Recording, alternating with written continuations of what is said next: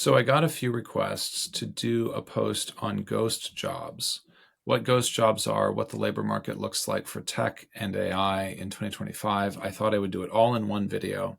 I want to talk about the trends that have changed that are shifting application and recruiting relationships. I want to talk about how ghost jobs play into that and what they are.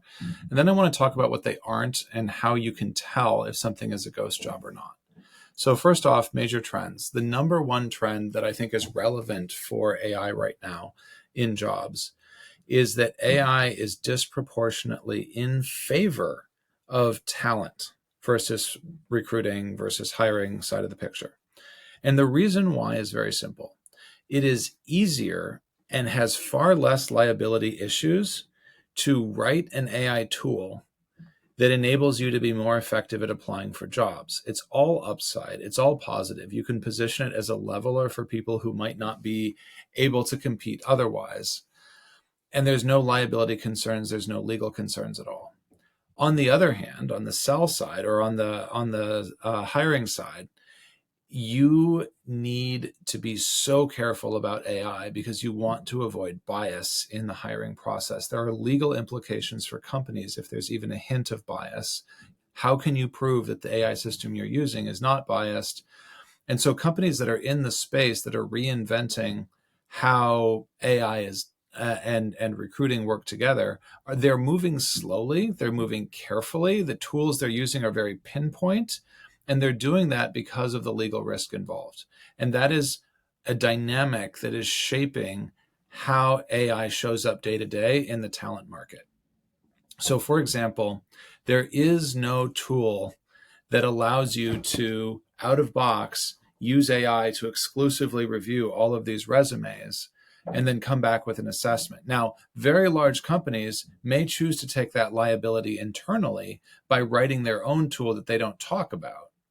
But there is no out-of-box startup that does that because of the liability associated with AI making decisions in a black box manner that could reflect some kind of bias against a protected characteristic, such as race.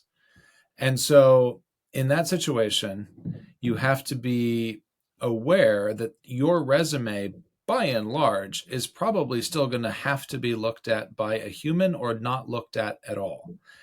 At the same time, resumes are getting more and more consistent. The distribution of resume quality used to be like a traditional bell curve where you'd have extraordinary resumes that you could easily pick out. You'd have really bad ones and you'd have a bunch in the middle. It's now tightened up and moved to the right, or whatever it looks like on your screen, the other side. And that means that all of these resumes are bunched in quality because AI has enabled you to write a very consistent, very uniform resume. Individually speaking, that enables you to, on average, move up your individual resume quality. Unless you're a 1 or 2% resume writer, AI is probably going to improve you at this point. If you're extraordinary, it will make it worse, but that's the edge case. The problem is that too many people look at that and they see that it moves the quality up overall, and they don't stop and think about the group effect. They don't stop and think about the fact that there's groups of resumes that now look very similar sitting in recruiter inboxes, and recruiters don't have the time to parse the minute differences. They're giving your resume less than 10 seconds of attention, and you have to grab them. And so that means that resumes that stand out are hybrid. Resumes that stand out have the AI component that levels up the quality, but they have the specificity that you only get from being a human that deeply understands the role. And there's really no substitute for that if you want to grab recruiter attention in 10 seconds. How does all of this relate to ghost jobs? I started this talking about ghost jobs. Here we are 4 minutes in. So ghost jobs happen for 3 reasons. Number one, the company forgets they're hiring for the role and the role has drifted internally in the company. And it's actually not that original role that they're leaving up. That is an accident. That is a mistake. It is a ghost job, but it's not an intentional ghost job. And eventually it gets cleaned up and the poor recruiter has to go back through the pile of resumes and say, do any of these fit the pivot that we just made on this role or not? That's a lot of work. Number 2 is the company is intentionally fooling you. That is the rarest case, but it does happen. The company is trying to position itself in the market as hiring in order to impress investors or somebody else. They create a fake job listing. They may advertise it for fake on LinkedIn. And it does happen. It does not happen super often. And the reason why it doesn't happen super often is really simple. It's expensive. It's not free to do that. Like, you have to actually put time into writing it. You have to put time into advertising it. You have to make sure that it's posted in a way that people can see it, because the whole point of a ghost job in that situation is to show that you're hiring. So if you can't show it, if you can't advertise it, if you don't put in the work to notify people of its existence, you're not getting the value for your deception. And I realize that sounds very Machiavellian of me, but that's just rational, right? That's how that works. And then the last one is actually more common than the sort of intentional deception one. And that is that companies post real roles. These actually aren't roles that have drifted, but those real roles, they are only going to hire superstars for. And so they're extraordinarily selective, and they're willing to be very, very patient. I think that talent sometimes assumes if a job is posted, you want the role filled ASAP. That's not always true. The role may be a real role that you are willing to wait 6 months to fill for the right, perfect candidate. And talent doesn't always see it that way.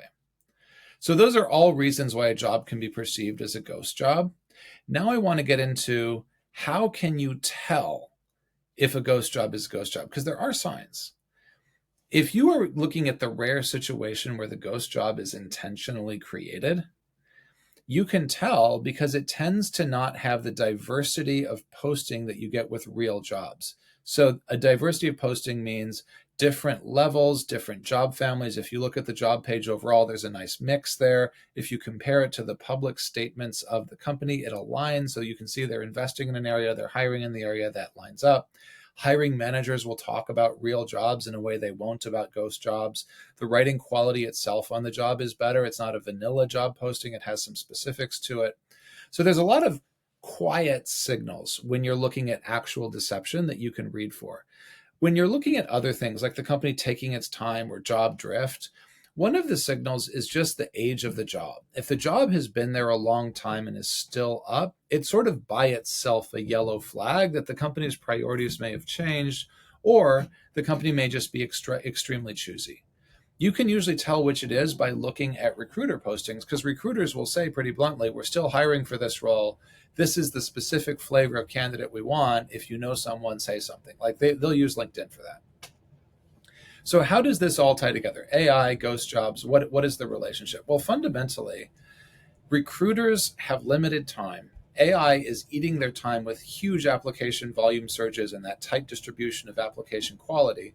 And that means they have less time to actively manage their listings. And I think that when you look at the causes for this ghost job perception, a lot of the time it comes down to the recruiters not being able to be on top of the listings as you want because they feel understaffed. And that's one of those things where we've never really come back from 2020. Recruiters remain understaffed and under pressure in a way that we just didn't have during the 2010s. And so if you're trying to stand out in this market, it is more empowering to think of it as probably not a deceptive job. It's probably, if you get a rejection, almost certainly someone looked at your resume and decided it wasn't a fit. And so you should think about it that way. You should regard it that way. And then you should ask yourself, well, did I apply for a job that was actually a good fit? Is my resume a fantastic fit? Is my resume both like AI quality baseline, but also showing some human flair that lets me stand out? These are things you can do and change. It's actually empowering to think about it this way versus just saying, oh, it's a ghost job, that's why I got rejected. Now that may be comforting to your ego, but one, I don't think it's realistic in like 95, 98% of cases. And two, I don't think it's useful to you. It doesn't help you get better in this market. So this has been a bit of a longer YouTube post than I usually do, but I wanted to really dive into this because I got a couple of comments in the YouTube video I posted a couple days ago about Salesforce, and I wanted to just go in on ghost jobs and say, let's have an honest conversation. So put your thoughts under the comments and let's see where we get. Cheers.